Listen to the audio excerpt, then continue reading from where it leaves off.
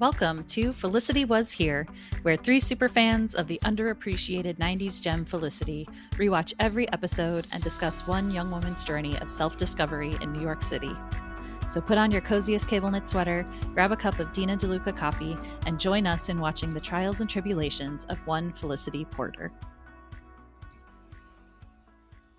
Hello, and welcome back to Felicity Was Here. I'm Heather. I'm Melissa. And I'm Dr. Joe. And today we are discussing Felicity Season 1, Episode 4, Boggled. This week, a steamy game of Boggle between Felicity and Noel gets complicated, Ben tries out for the track team, and Elena vies for a refrigerator. So ladies, I don't know about you, but in this episode, I've found it's starting to get extremely difficult as a super fan to not give away too much about what's coming. I've noticed we've met some people, things are happening, and I want to share my feelings on the situation, but knowing what's coming, like I can't give things away. So I don't know about you, but this one, it felt like it was extremely hard for me to hold back now. I think this was a great, it was good. Like it's actually started getting into things this episode. I feel like the other episodes were very introductory, but now it's like major plot points are starting to unfold. Mm-hmm. Yes, the plot thickens. It's a very steamy episode too. Felicity is finally getting some action, which is good after all of her pining. Yeah, something. So let's do a quick recap on what happened last week. So we did meet Elena very, very briefly. Thankfully, we get a lot more of her in this episode. And at their first college party at Kelvin Hall, Felicity confronted Julie about what was really going on with Ben, and Julie had a very oversized reaction. She did admit to Felicity that Ben asks her out all the time. She continues to say no, but she's really getting sick of protecting Felicity. Julie also told Noel that she likes Ben and wants to date him, so Noel's involved in that drama as well. Meanwhile, Noel went above and beyond to make sure that Felicity had fun at her first college party, but they never got to dance, so they had to take a rain check. They definitely have a flirtatious side to their friendship, but Felicity in these past few episodes has seemed still hung up on Ben and is reading into everything that he says and does. And this is all going to get a lot more complicated this episode. Good. I'm here for the juice.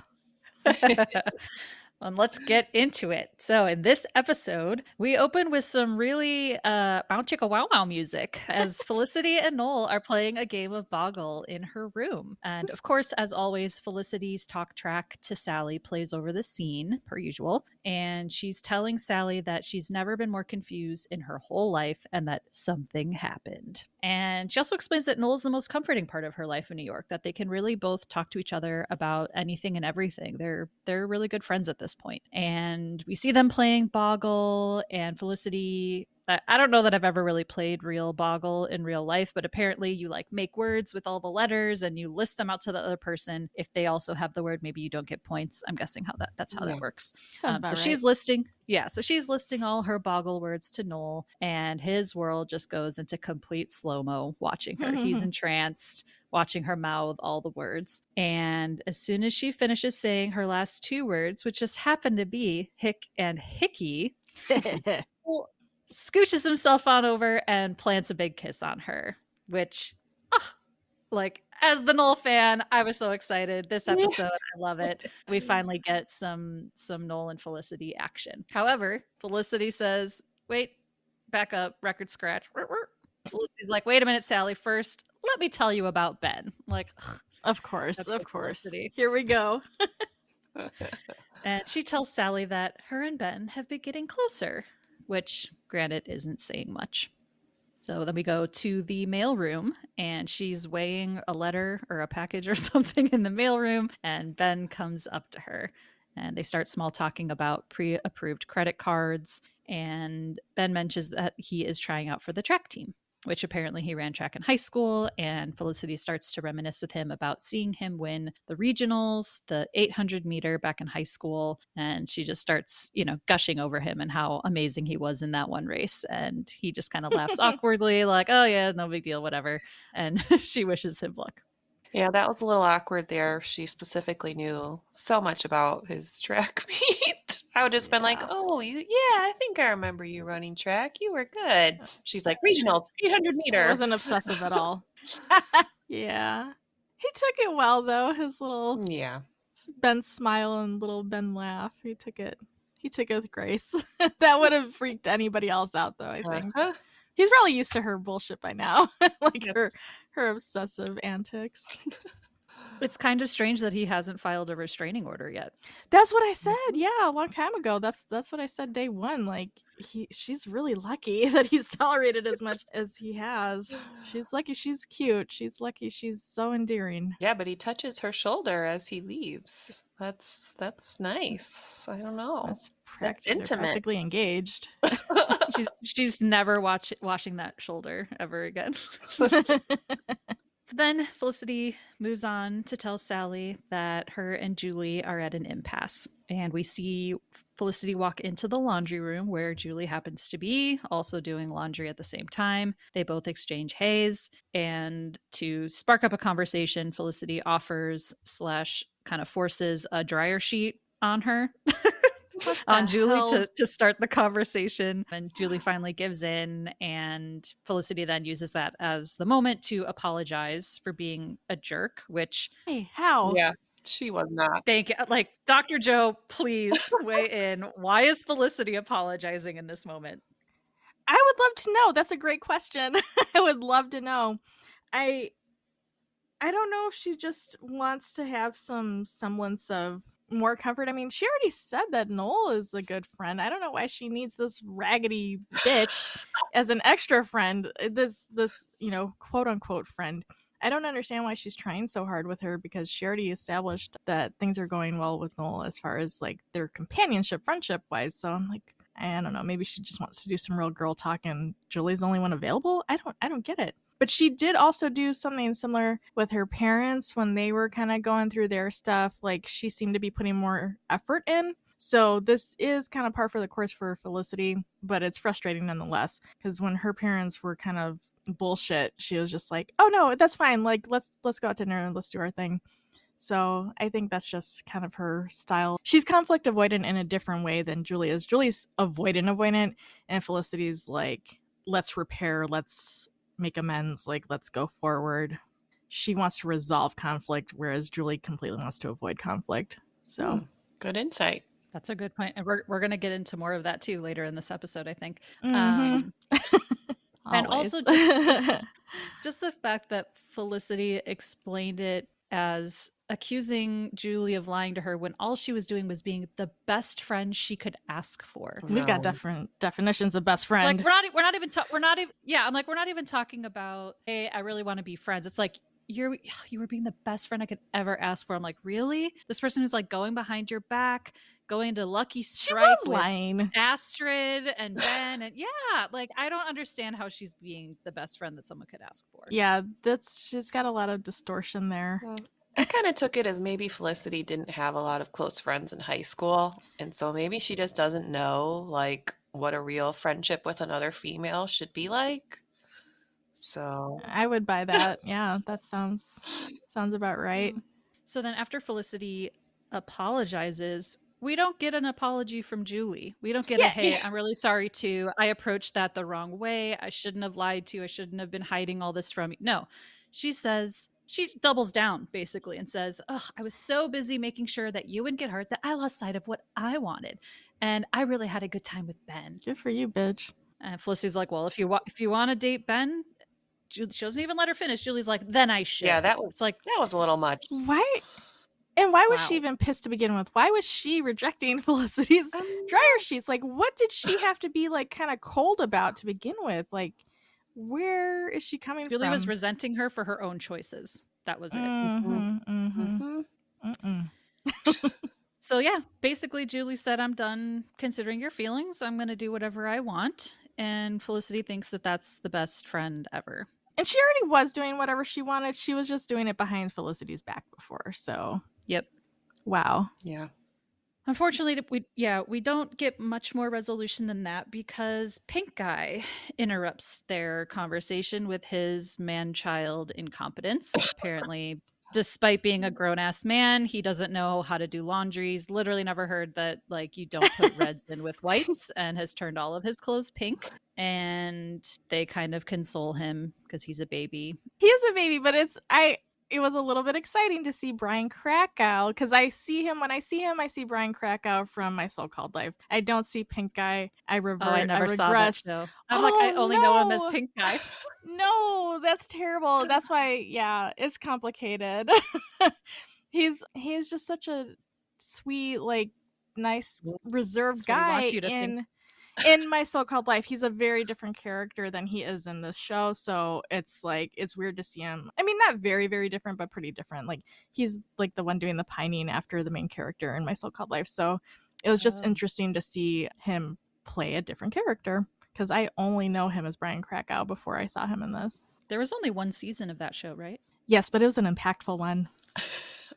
You gotta check it out, everybody. I think a lot of people. I think a lot of people compare Felicity with My So-Called Life. Oh. So yeah, maybe I'll My look So-Called that up Life is in the high queue. school, and then this is, college. So it's like there's definitely some parallels, just like the awkwardness, the angst, the hot guy love. Jared Leto. Yeah. So I don't see him as a jock though. I have a feeling he was like the art kid, the emo kid. Probably. maybe.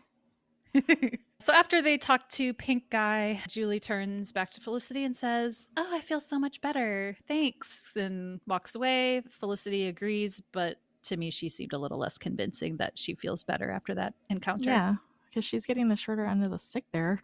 What does she have to feel good about? Ugh. And her friend's a bee. So then moving on from Julie, now we head to science class. I don't know if this is still her organic chemistry with the mean professor from before, Garibay, but now she's in a lab, and the TA, I'm assuming, says that everyone has to pick a lab partner. So as everyone gets up and starts looking for partners, Felicity starts looking around the room, and it looks like her and Elena, who we met last week, are kind of the last to be picked and just end up together as lab partners. I love the smile Elena gave her, like that little nod, like, like, yeah, we're yeah, gonna partner. all right, me and you. I loved it.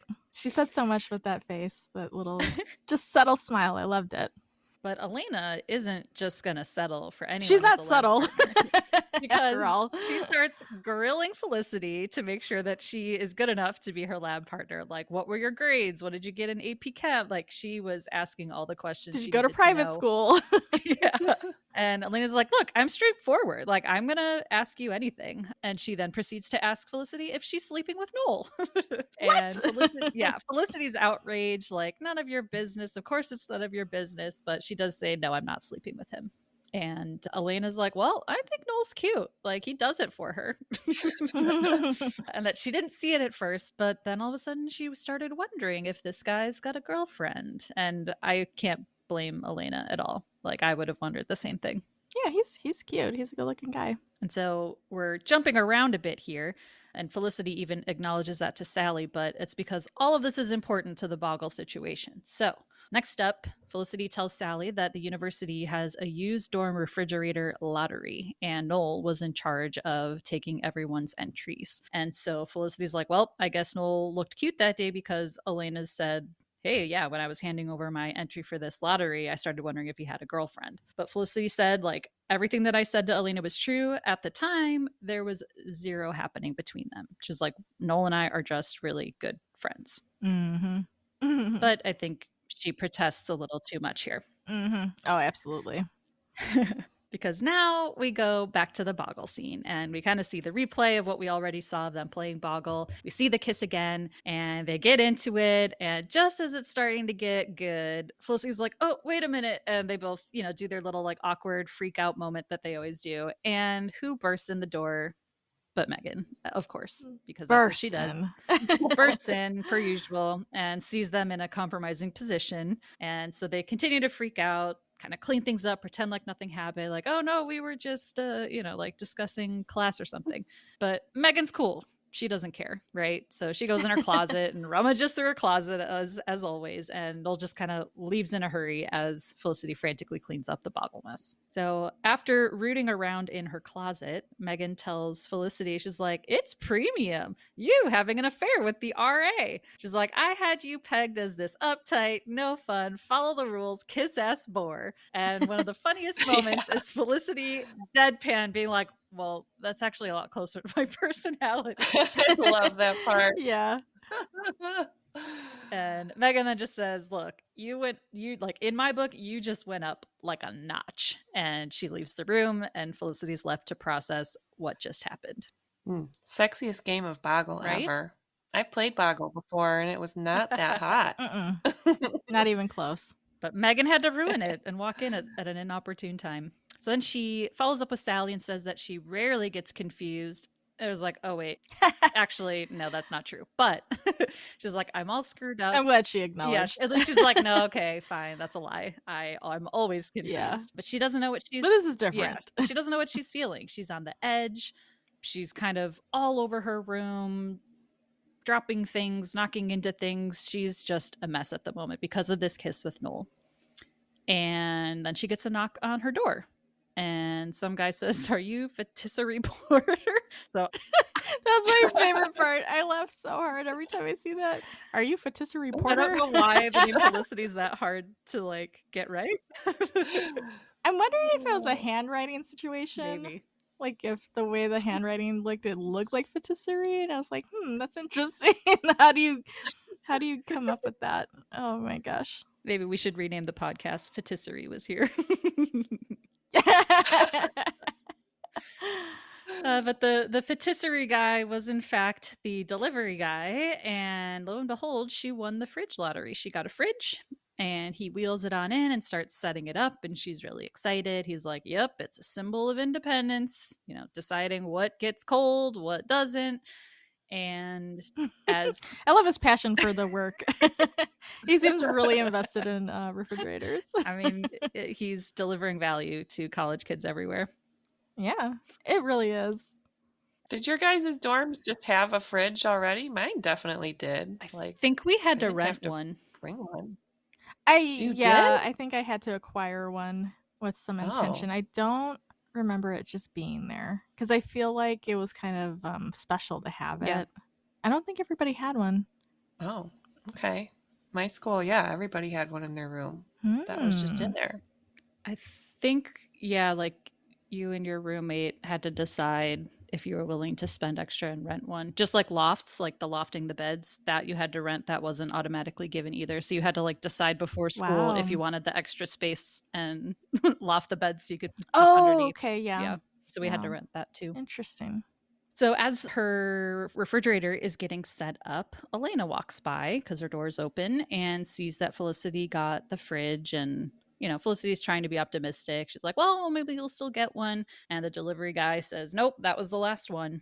And of course, Elena's bummed. She wanted a fridge. Who doesn't want a fridge? And she just kind of walks away. And Felicity opens her new fridge and decides to put one single apple in just to do it because she's got a fridge now. But I feel like she doesn't have a ton of stuff to put in there. We'll see later on that it still doesn't really get full. So I don't know why she really needed one. But you wouldn't have a ton of refrigerated needing stuff if you didn't have a refrigerator yet. So, and they're literally always in the cafeteria. But that's true. She just didn't have an opportunity to acquire things on day one. She wasn't expecting it. It was a surprise. That's true. So then she tells Sally that she's thought through this whole Noel thing and says that she's decided that the most mature thing to do at this point would be to avoid Noel at all costs, which she says is really sad, avoiding someone who might be your best friend. And that is very sad. She already thinks of him as her best friend. I love that. I know. And also, this is a page right out of Julie's playbook, this whole avoidance thing. I was like, dang, maybe they are a good match as far as friends go. They pull the same shit.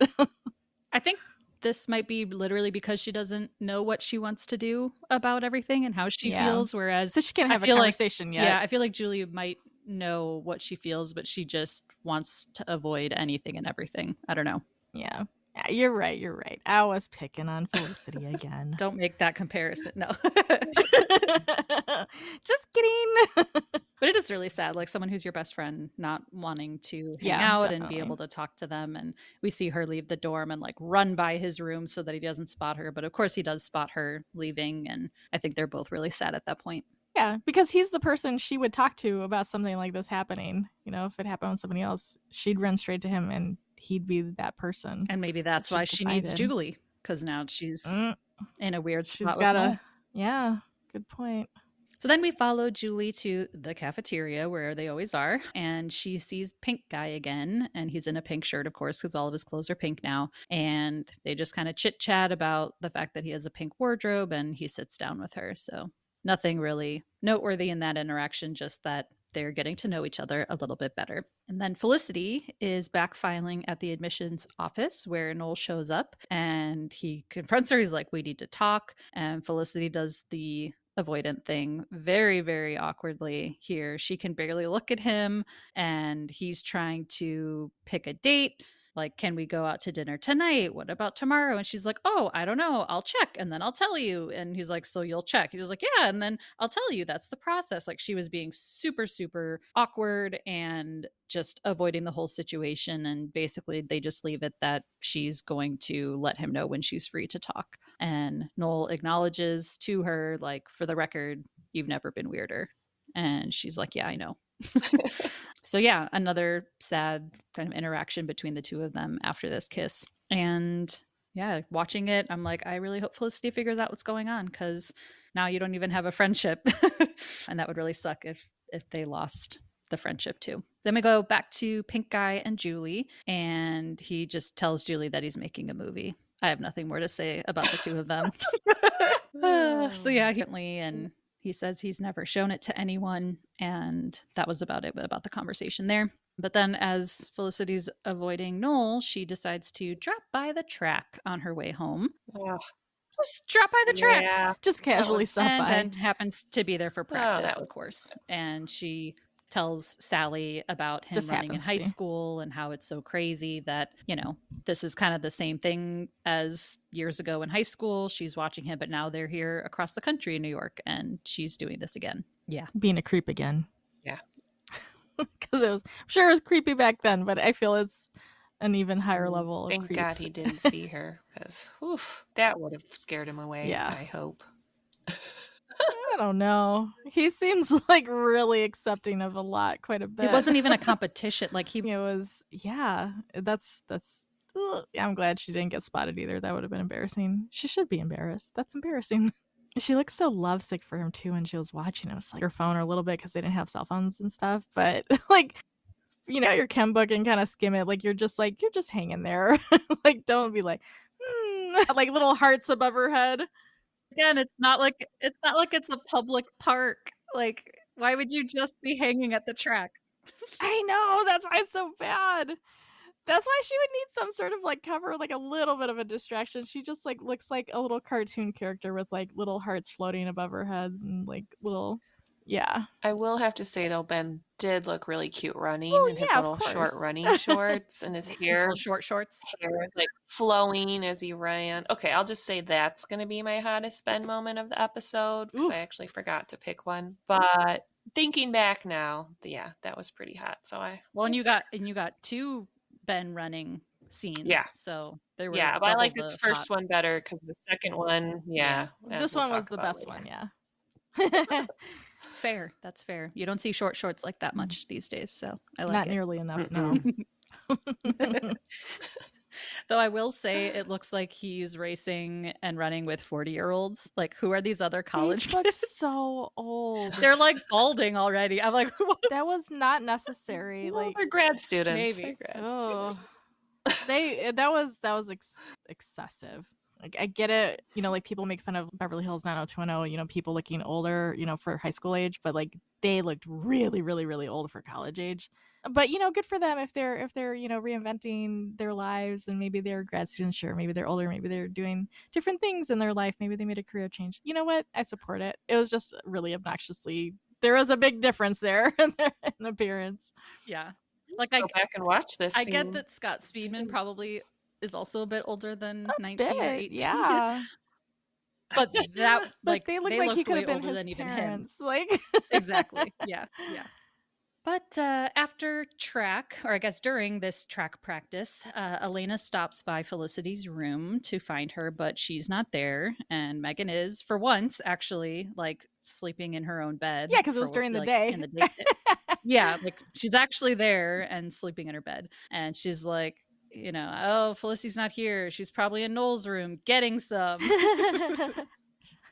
How romantic. And Elena, yeah, Elena's confused, obviously, and Megan says, Felicity, she's doing the RA. And that's going to piss Elena off because Elena asked her, of course, straight up, like, are you sleeping with him? And she denied it. So now Elena confronts Felicity in her lab again, and she gives her the third degree about her fridge. She's like, oh, are you enjoying your fridge? Is it cold enough deep down inside? Like she's really railing on her. It's so funny. Just like that fridge that you just happened to get. Felicity's clueless. She's like, what are you talking about? My fridge is fine. So Elena's like, look, I know about you and Noel. And this is so great. She's like, who told you? And Elena says, that Halloween costume you live with. That's the best I line. love that. It's so fucking funny. Oh my god. That Halloween costume you live with. But what other description is there for Megan? I mean, that is perfect. That is spot on. I mean, we've seen the masks in her closet. It's absolutely on target. It's perfect. I love that line. And she said it like really straight faced about it. Like she wasn't even trying to be cute. Like she meant it. I love it. Both Elena and Megan, they're always good for a laugh. Mhm. Then Elena goes on to say, look, like she's pissed off because if a fridge lottery is susceptible to sexual conspiracy, what does that say about the whole system? And she's clearly very upset. And Felicity's like, wait a minute, you think I'm dating Noel to get an appliance? And Elena says, I think you're dating Noel and getting an appliance. I love and it. I just thought that was great. Like, there's a distinction there. Mm-hmm. So then after this encounter with Elena, Felicity runs back to the dorm and tells Noel, like, hey, we need to talk. He's like, yeah. I know. I came to you yesterday and said we need to talk. And she's like, well, people are saying things about us that we're dating. So now it's official. They have to figure out what's going on between them. And Noel says, I completely agree. And that's why I made reservations for dinner for them to talk the next day. And well, she's like, wait, like a date? He's like, let's just call it a dinner reservation, which is also cute. So then, yeah, she wraps up with Sally and is like, so yeah, that's the deal. And now Noel and I have a maybe date. It's a maybe date. Cute. Then we jump back to Julie and Pink Guy, and it looks like he decided that Julie could watch his shitty movie. It was so terrible. We see like a few seconds, it looks terrible. Yeah, the line delivery is terrible, the angles, all of it is trash. Black and white, like, come No. on. Yeah. There's no way this man would have gotten into a film school in New York. No, absolutely. That's why he had to go to UNY. Yeah. Honestly, I created better movies than him drunk in my 20s. Like that was terrible. But Julie says, it was great. I liked the writing and the angles, whatever that means. That was nice of her. Generous. And yeah, and he's patronizing and he's like, oh, what, do you have any suggestions to make it better? And she's playing dumb, like, oh, what do I know? I'm just a girl. Like, I don't know anything about movies. He's like, no, but you like movies. You're a fan. That means you might have suggestions to make it better. So she asks about some squiggly line that she didn't understand. And he was like, oh, that's just a marker for me. And he's like, ha ha ha. So, funny little girl. Yeah. Like, ugh. And then she's like, oh, I feel so stupid. Oh my god. But like, I'm so stupid. why would she know that? Like, both of them are just laying it on so thick. Jeez. So then she took that as an opportunity, though, which I do appreciate, to like lay into him about everything else that was wrong with it. I don't think she was laying good. into him, though. I think she was genuinely curious and asking questions and just making observations. Like, I don't think she was trying to be harsh at all, which gets characterized as such later. And I was like, she was just asking questions. And this is probably the most direct she's ever been. Yeah, she's very direct. I think it was more that she just then is like, oh, okay. Like, then she got starts piling on. enthusiastic. Like, I didn't get this. I didn't get this. I Yeah. didn't get this. This was confusing. What's that thing? So yeah, I mean, I don't think she was overly harsh, but she then did not hold back. And he opened the door and then she's just like, oh, okay, yeah. Mhm. And then she went with it. And she seemed like she was having a good time, exploring those different concepts of film that she didn't know about. She seemed enthusiastic, but he didn't quite take it so well. Because he's, again, a man baby. and his ego was bruised. So she's like, it was confusing. I don't get how this guy died. Then there was a scene where these guys were talking to each other, but not looking at each other. They were looking in the same place. So she was confused there. And then the microphone was in a shot, which is just bad filmmaking. Yeah. Like, I mean, she wasn't saying anything that wasn't true, I'm sure. It's like, just keeping it real. She was being an audience member as he requested. well, he needed that feedback. Obviously. Somebody needed to yeah. say something. But his little ego was bruised, and he was basically telling her to leave. Like, oh yeah, I got a lot of work to do, so you should probably go now. So poor baby, his ego was attacked. Toxic masculinity. It's a danger to everyone. It is, especially because she is not usually that direct, and the one time she is more direct, she kind of gets it thrown back in her face right away, and that's so unfair. That sucked. That was disappointing. I mean, she did him a favor because Totally. he would have been torn to bits. Oh, yeah. His professors and the students. Oh my in the gosh, class. totally. So yeah, Julie leaves, and that's how she leaves it with the pink guy for the moment. So then we go back to Felicity and the fridge, and she's back in her room. She goes into her fridge to get presumably her apple, and instead finds leopard print panties, which are very clearly not Felicity. Like, that's not her vibe to have leopard print thongs in the fridge. So Megan's in there and rooting around in her closet again, and she asks Megan if they're hers. Megan says, yeah, oh man, I haven't done that since I was a kid. Cool underwear in the morning. Which again is so Megan. And so Felicity says, you know what? Do me a favor. Don't put underwear in my fridge. Where's my apple? Megan's like, yeah, I ate it, but I replaced it with I can't believe it's not butter, which is another super 90s reference. Do they even make that anymore? Yes. I think they do. Yeah. The spray is 0 points on Weight Watchers. Spray. My very 90s. Former upstairs neighbor told me that. That's the only reason I know. She told me. For no reason. Cool. So yeah, like Felicity's pissed about the fridge, but she's also like, you know what? I can't believe that you told Elena about me and Noel. Megan's like, God, I was proud of you, which again is hilarious. Like, she really is happy that Felicity's not such a square that she thought she was. But Megan's like, all right, fine. You know what? I'll keep my mouth shut and I'll keep my underwear out of your fridge. Felicity's like, great. That's what I wanted. Yeah. She's like, that would be great. Thank you. Finally, you didn't put your bones and skulls away, but thank you. Yes, keep your underwear out of my fridge. So in the lobby, Julie is playing her guitar, and Felicity approaches her and asks her if she's okay. I guess playing your guitar in the lobby means things are not okay. But Julie explains what happened with the pink guy, and also just as a side note was like, I haven't seen Ben since we talked. It's like, because I know you were wondering. Felicity's like, thanks, yeah, I was. I'm like, what? I couldn't roll my eyes any harder. Like, cool, moving on. Yeah, why do you have to even bring it up? Because she's the best friend you could ask for. Also, her playing her guitar, when she plays her guitar in the lounge, I equate that to like when people these days like post something on Facebook like, ugh, my life. And then wait for someone to comment on it. Like, what's wrong? What's going on? It's vague booking. That's right. Wow, she was ahead of her time. But still just as annoying. So then Julie realizes that she was a bit harsh on Zach. Which again, I totally disagree with that characterization. I think that's ridiculous. And either way, like, he asked her opinion. So he opened himself up to that feedback. So even if she ended up being a little bit harsh, which she wasn't. He asked for it though. Yeah. So and he couldn't take it. He couldn't handle it. Punk bitch.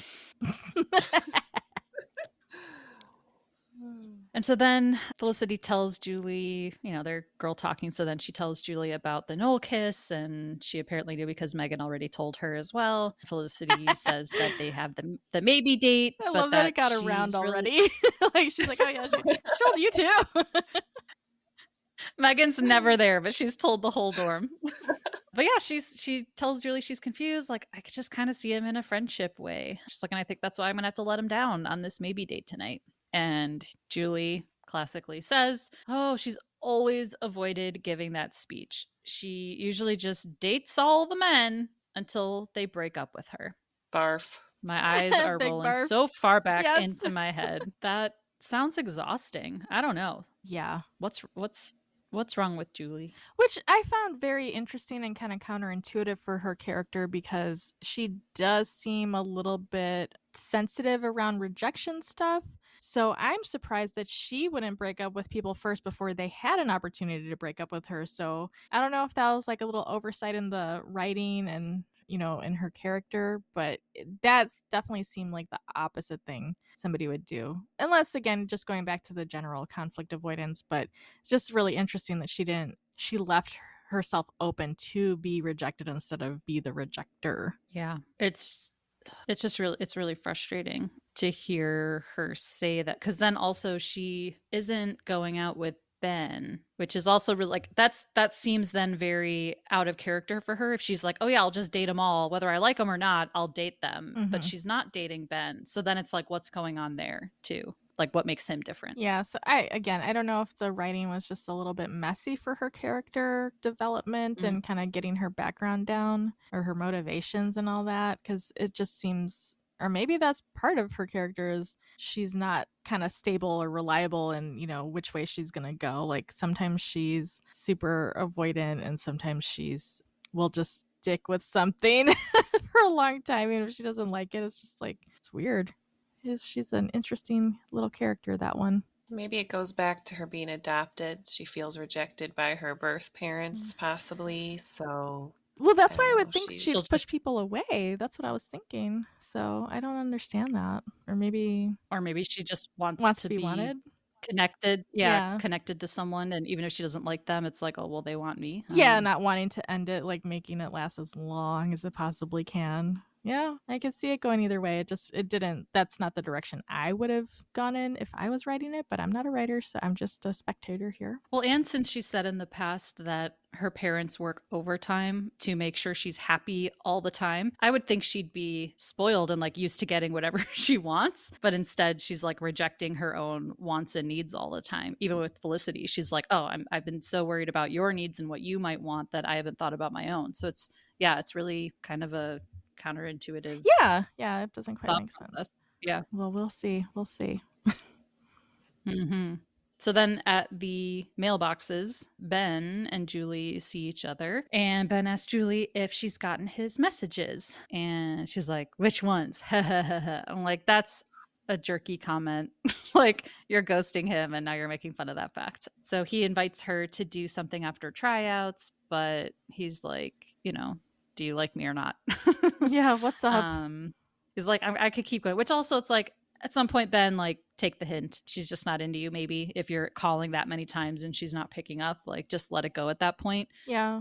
I think it's confusing though because she did describe having had a good time with him, and I think he also mutually had a good time with her. So it probably is really confusing and not just so obvious like, oh, she's just not that into me, because she did seem very into him at other times. So I don't think it's that clear cut for him to be like, oh yeah, she totally doesn't want anything to do with me, because she really sends that message that she does at other times. Very inconsistent, very, very fickle. That's true, because then we don't know what happened at Lucky Strike, and they did hang out at the Kelvin party. Yeah, and that looked like something was up. That looked pretty solid at the time. So that, of course, he'd be like, "What's up? Like, what's going on?" Yeah. So she tells him that it's not that she doesn't like him, and she just starts to assume the future. We know where this is going to go. We'll go out for a few weeks, then it'll get ugly or boring, and then we'll break up. And then the next 4 years, anytime we see each other, it'll just be awkward and uncomfortable. So then Ben asks if she's doing this at all because of Felicity, and it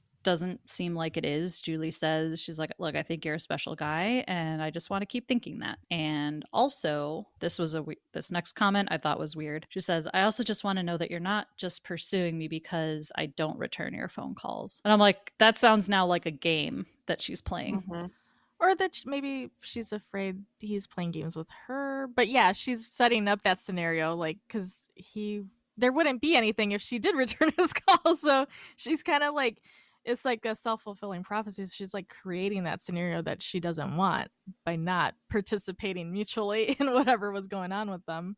But to me, that also like leaves the door open for him. Like she started it off like, look, let's just not date each other. I want to be friends and keep thinking that you're cool. But then she throws in at then like, and I just want to make sure you're not just pursuing me because it's the chase, right? The chase, yeah. But like that to me means that there is a chance. It's just, she's weird. Yeah, that's a little bit messy. A lot of bit messy. So then we switch back to Felicity and Noel on their maybe date. They're a little bit awkward at the dinner table, looking at their menus, not really talking much. But they So both Felicity look excuse. good. Well, yeah, they're on a maybe date. They're at a really fancy restaurant too. It's not like a Chili's. Oh, well, you gotta knock Chili's. Chili's was great back in the day. She had a button-down shirt with a collar, like she was on an interview. Job interview. That's her pretty. go-to. Yeah, she looked like she dressed up. I thought her party outfit was better. It was like that slinky dress. That Yeah. was way better. Of course, Yeah. but she looked like she, put some thought and care into her appearance to go to a dinner reservation. A reservation, yeah. That is a step up from Chili's, I guess. Poor Chili's. She looked like the manager of a Bath and Body Works. Dang. Yes, absolutely. It wasn't date, but I guess it wasn't technically a date, so I don't know. Yeah, how does one funny. dress for a maybe date? I guess that's what you do. But then she excuses herself to go call Julie on a payphone. Very Another 90s moment. She had change and put it in the payphones at the restaurant. I forgot that like not just airports and things had payphone, like a lot of places had payphones back in the day. So she tells Julie that, she's like, I know I came here thinking we're friends, but he looks really cute. So then Julie tells her like, take a deep breath and just remember, like, you could do whatever you want to do. Noel's a great guy. Just have some fun. So I don't know. Felicity's now maybe catching some feelings. And might not be letting him down easy tonight. So she goes and sits back down at the table and they start talking. Noel's like, okay, I'll start, and says that he's wanted to kiss her for a really long time, ever since he met her. And then says, with like a huge stake to my heart, says that he can't believe he did it though, because he has a girlfriend who lives in Chicago. Shocked. I was devastated. Yeah. I did not see that coming the first time I watched this episode long ago. Because nothing about Not at his all. behaviors up to that point suggested that he was not available at all. And he never mentioned her at all, usually ever. people do, At least, yeah. Like, especially, probably maybe women do that more, like, oh, my boyfriend, blah, blah, blah. Like, it'll get mentioned, like, when it's not any amount appropriate to mention it, it just gets thrown out there. It'll be like, okay, I'm not available. But he really sat on that, so that's kind of interesting, them being such good friends, and she never came up once. And he was, like, never on the phone with her for a long time, catching up with his long-term woman, or long-distance woman. Like, yeah, it's crazy. Yeah, that was quite a surprise. We'll find out more later, but in that moment, it's like, wait, what? And Felicity's rightfully just as upset. And still, though, she's a little over the top per usual, but she's outraged and she's shouting and causing a scene in the restaurant, telling him yell at him, like, you're disgusting. And then everyone's staring and like, he's disgusting. Yeah, she announces it to everybody else. She addresses them. He's disgusting. Like, wow. And calls him every long-distance girlfriend's worst nightmare. Ouch. Yeah, but she doesn't really give him a chance to explain or say anything beyond that. Like, he starts to try and defend himself. And unfortunately, he's like, yeah, I've done everything to make you happy. Like, the chocolate and the textbook, and I got you the fridge. And, oh boy. Oops. Elena was right. She was dating Noel and getting an appliance. So then Felicity's just utterly disgusted. She said she's feeling physically and emotionally revolted, which again, I think is quite strong. And then she just gets up and leaves. So Noel didn't really get a chance to say much, but it was kind of a big reaction. They'd only kissed, and it was like an impromptu, like they were both shocked by the kiss. Like, you guys weren't dating. Like, give him a chance to tell you what's going on. Again, I think this speaks to how horrifically inexperienced she is. We're saying she probably hasn't had even any female friendships, and then male friendships, male relationships, dating relationships. She just seems very sheltered and inexperienced just socially across the board. So this probably would have been a tremendous shock and, provoke a huge reaction because she doesn't have anything to, any frame of reference for it to compare it to. This is her first situation of this nature at all. So immature because it is. And she wasn't even sure if she liked him that way. And now it's like, you've deceived me. You're disgusted. It's like, you didn't even know if you liked him that way, girl. Yeah, until you saw him in his blazer. It's that damn blazer. He knows how to bring it with that blazer. Those broad shoulders. He looks so mature. Did he have his pinky ring on? I don't know. Oh my God, his rings. Oh. Maybe. So then after the maybe date, she promptly removes the fridge from the premises and drags it over in a blanket to Elena's room and wants to give it to Elena. And she's like, I don't want a pity fridge. And Felicity doesn't really explain, but she's like, look, I don't use it. Either you take it or I'm going to put it back in the lottery. And Elena's like, okay, fine. I will take it. Thank you. You can use it whatever you want. And then as Felicity's walking, she's away. She's like, oh, by the way, he does. She's like, or like, he does have a girlfriend or something like that. And she's like, who? What? She's like, Noel, he does have a girlfriend. And she just walks away. So the jig is up. And now Elena knows that there was probably some shenanigans with Noel and the lottery. There was sexual conspiracy. She seems satisfied, though.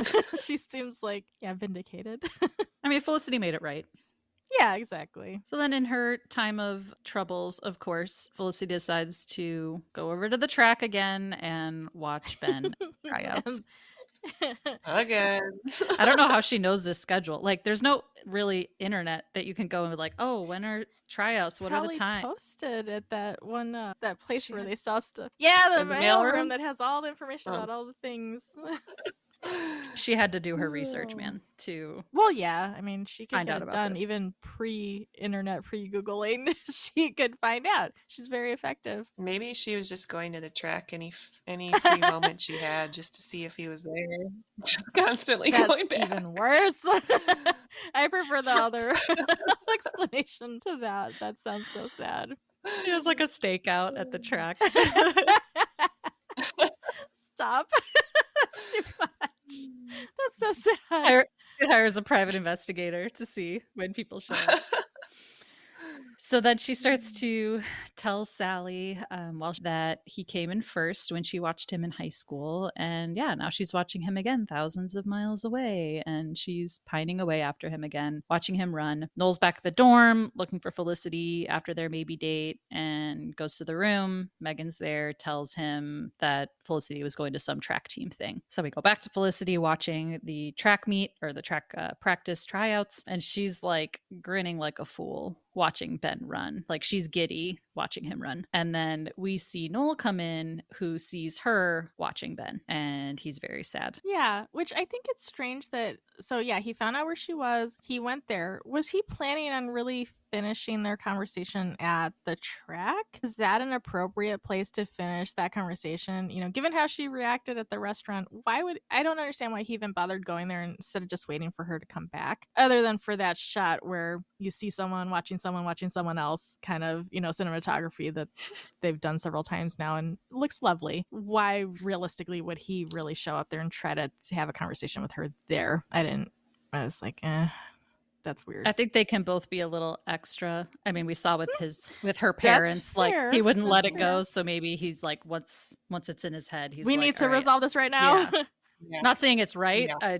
That's probably what he was thinking was like, we haven't resolved this. I'll eye that. That's fine. I'll go with that. That's fine. Yeah. It was a beautiful shot. Yeah. Absolutely. But aside from that, there was no reason for that to happen.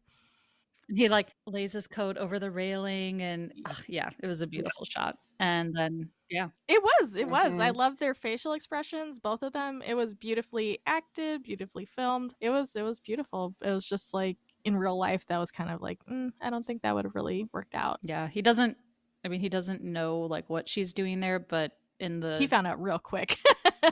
of all the options of what she could be doing at a track, like none of that would probably be the right time to continue to discuss this, but he probably still felt a need to explain himself. I'll go with that. But then him seeing her watching Ben, his face is very disappointed and upset because, yeah, he still does have feelings for Felicity. So he's like, oh, she's still hung up on him. So then we. Like, he's got any room to be upset, though. But disappointment's disappointment, so I can't be a hater. Well, we do learn a little more later about the GF and what their situation is. So then Ben's running, he's doing okay. And then unfortunately, one by one, the runners start to pass him. And unfortunately, he does not make the team. So he's bummed. Felicity's bummed.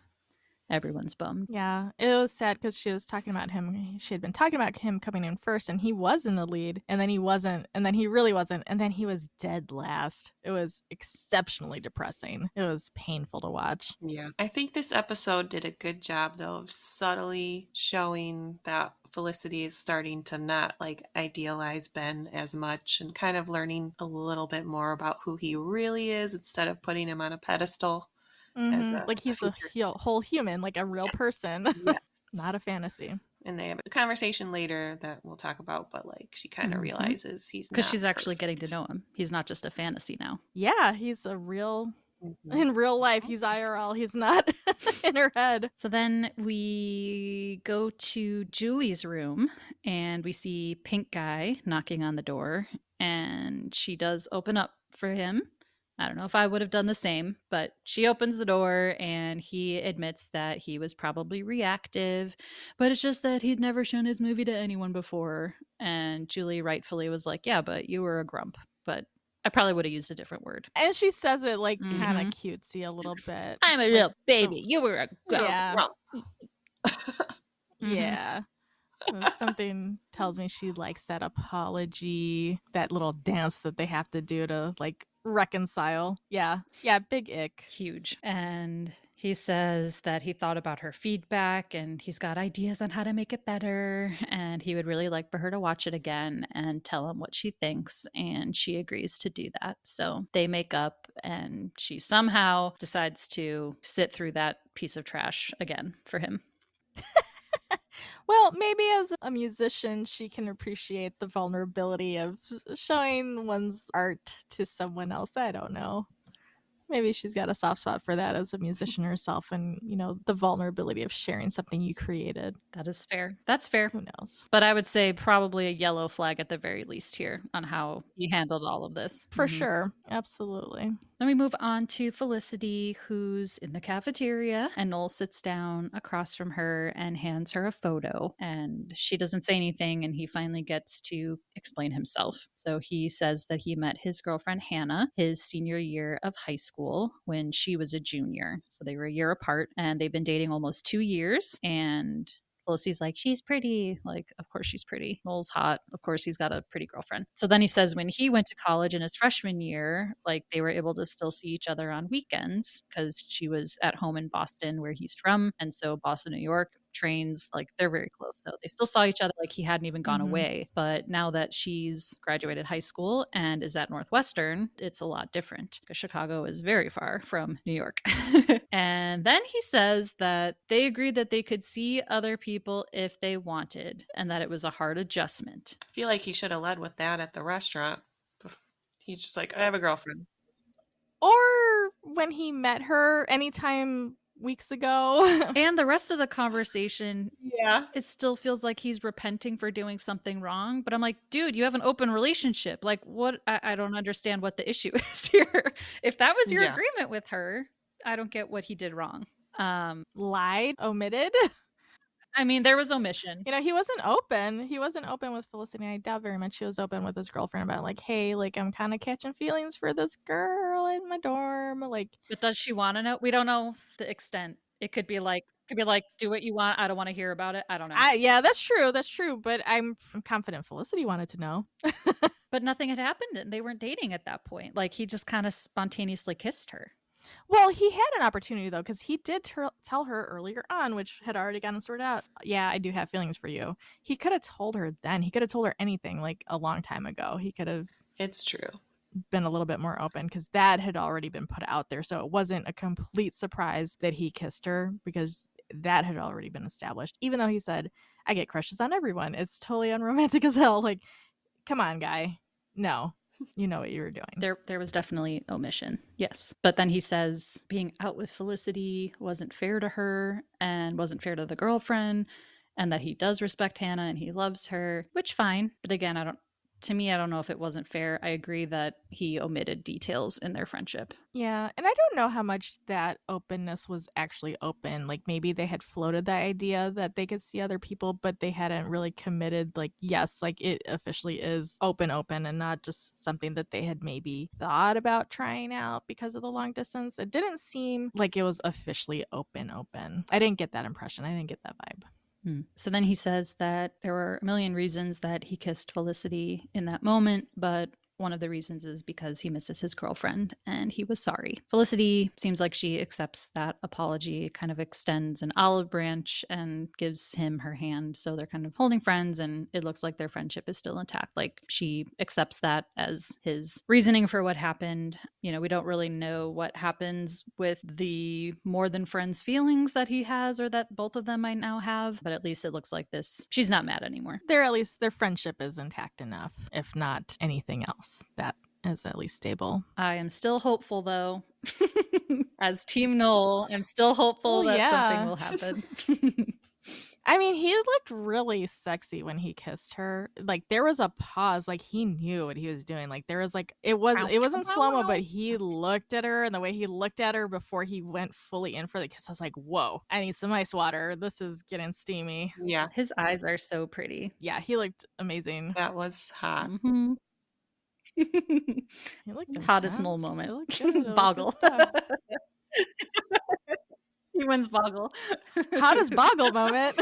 So then after her discussion with Noel, Felicity is walking down the street outside in New York and spots Ben sitting on a stoop. So she kind of goes and sits next to him and asks him how the track team thing was, pretending like she wasn't at all of his practices and tryouts. And Ben just says, yeah, really, decided I don't really have time for that right now. We got to concentrate on my classes. And Felicity's like, oh, really?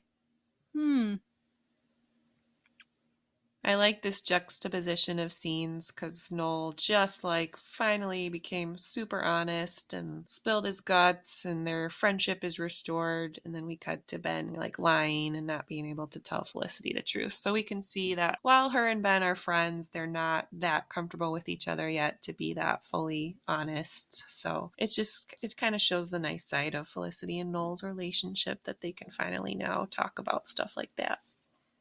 Yeah. Also, though, as far as Ben not admitting that, he is painfully aware of how into him she is, and he's aware of that pedestal that she's put him. I think it would be very uncomfortable to admit that kind of defeat. Not just because they're not close, but because she does hold him at an unreasonably high standard, and that just would feel really icky for him, probably. Because it did, because look at the face, when he didn't make the team. Obviously he was last. That disappointment sinking in, and if he had to see that look on her face, I think I also wonder if this is why at the beginning of the episode she had to backtrack and tell Sally, like, Ben and I are getting closer, by the way. Like she said, this is all relevant. And I just wonder why she went back to Ben in her tape to Sally, because now it's just very obvious that she's said, Noel and I, we can talk about anything. He's my best friend. And then here Ben is lying and not opening up. So I also wonder if that's maybe why she brought it up. Like, we're getting closer, but then she realizes maybe we're not as close as I thought we were. I don't know. Well, she did say we're getting closer, but that's not saying much. So closer than zero amount close is not that much. So aware of that, she was just like, reach for anything at that time. Maybe they were talking a little bit more about classes or something, like just building the friendship, just and the shoulder teeny touch. Bit, like They spend a lot of time in the mail, even though he doesn't live at the dorm. Yeah. And I also think it's interesting that both Pink Guy and Ben like displayed that their egos are bruised, right? Like that I also thought was interesting. Like Pink Guy couldn't handle that he got some negative or constructive criticism on his movie, and like Ben is now embarrassed about not making the track team, and his ego's a little bruised from that too, and he can't tell a friend that happened to him. So it's just, yeah, what's with men?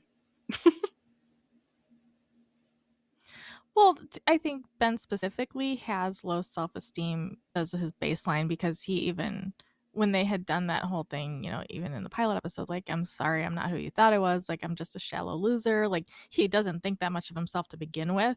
Before he doesn't make a track team, he already doesn't think that much of him. So to put, like, he's not the best, like, he's not in high school anymore. He's not like the big fish in the little pond. He's just another dude at a university just trying to do his thing, and like he probably feels smaller than he's ever felt before, and He's probably already really didn't feel that lost great to too. begin with. If like he was banking on that to yeah, because he's not that like super smart. We've established, you know, because he, you know, she's trying to doesn't like like help him acting. out with the poetry club. Right, yeah, he's like, that seemed to be his one comfort zone. If out of all his experiences, he probably most comfortable as element as an athlete, and now he doesn't even have that right now. That's gotta feel pretty identity shattering for him. So I think it's not just that he doesn't want to tell her and open up to her. I think it's just hard for him to admit it to himself. Like, he does the same so status here wise. that he did in high school. Very true. Can I book a therapy appointment? Okay. I can refer you. So That's then unethical. Ben walks away after, you know, basically hiding the fact that he didn't make the track team. And we get to hear Sally's tape back to Felicity. And she explains that Felicity's situation with Noel is actually the same as how she met her fiance who had passed. They met at an auto repair shop and started talking, became friends. And then one night at dinner, he kissed her. And she says, you can't know who that person is, the person who will become your ultimate confidant, your soulmate, or your lover. Whoever it is, he starts off as a stranger, so it can be anyone. And that is how the episode ends. Always on a very thought-provoking quote from Sally. Love those Sally quotes. She is. And I don't even think she's a therapist. No, she's wise. She doesn't have her doctorate. She just knows. And that's also kind of a hopeful note too to end on, even though there was a lot of sad moments in the episode. It's like, wow, her person, it could be anyone, could be out there, could be Ben, could be Noel, but it could be someone she hasn't met yet. So yeah, I thought that was kind of a hopeful note still too. The possibilities are wide open. And a contrast from her staring at Ben while he's sleeping in Megan's bed. Oh boy, I forgot about that. It was like the last episode. Because that was awful. Yeah. Black that out. And this week we only had 6 hays, if I counted correctly. Yeah, not as many as the week before. Not many. So I think because everyone was running away from everyone else most of the episode. So yeah, or just like watching someone from afar. It's a lot of avoiding. Can hear them say hey. They saw you. Yeah. So fewer interactions, fewer like going toward, a lot of running away from. So fewer hey greetings. That'll do it. So overall, what are we thinking about the Felicity and Noel situation here? I don't know. I like that they're still friends, and I wouldn't mind seeing a little more action because he did look hot. You know, when he brings it, he can bring it, and I didn't hate it. So I'm open to whatever unfolds. Yeah, I remember watching this the first time and wanting to know more about Hannah, which we may learn more about. But I think I kind of wanted Noel to maybe say more to Felicity about his feelings for her. Like, he talked about how he missed his girlfriend and blah, blah, blah. But I was disappointed there was less of him talking about why he liked Felicity so much, or, you know. Good observation. And Felicity never really admitted what her feelings were. Like, she kind of then in the end just put it all on Noel to explain. Yeah. But she never really told him how she was feeling, whether, confused, like whatever it is. We never really see her saying, okay, well, I really do like you, so figure things out if you want to stay with your girlfriend, you know, like she never really tells him what she's feeling. I feel like in that moment when she found out and she was saying she was revolted, I think that was such a turn off. It kind of turned off her feelings, whatever little maybe feelings she was starting to have. I think it kind of extinguished them really instantly. And it just, I think she's the kind of person who wouldn't want to be the other woman, even though there may have been some openness to the relationship and that could have potentially be okay. I think she would have tried really hard to shut that down if she did start having those feelings. She wouldn't want to kind of get in the way of what was already established with them. And we do see her start to maybe unpack her feelings of Ben too, like start to, like you said, realize that he's a real human, he's got flaws, and maybe the rose-colored glasses are coming off and maybe she can move on. Yeah. Like you said, maybe it's Ben, maybe it's Noel, maybe it's neither of them, maybe it's somebody else entirely. A stranger, yes, a New York City stranger. I mean, she's in the place, like how many, I mean, there's so many people in New York. She's got good odds. Yeah, I'm sure she'll do just fine if she puts herself out there. Well, I think that is a Time will wrap tell. on Boggled. Next week, I think, is Halloween. Yay! I'm so excited. Super excited for those festivities. Yeah. We will be back to talk about it all. And thanks for joining again this week. We'll talk next week. Bye. Bye. See you next time. Felicity Was Here is produced, written, and edited by Heather, Melissa, and Dr. Joe. You can find us on Instagram and TikTok at Felicity Was Here Pod. If you're enjoying the pod, please leave us a review and help us spread the word. We appreciate you and would love to hear from Felicity superfans like us. So send us your feedback, ask us your burning questions, or just say hey at felicitywasherepod@gmail.com. We may even read your note in a future episode. Talk to you all next week.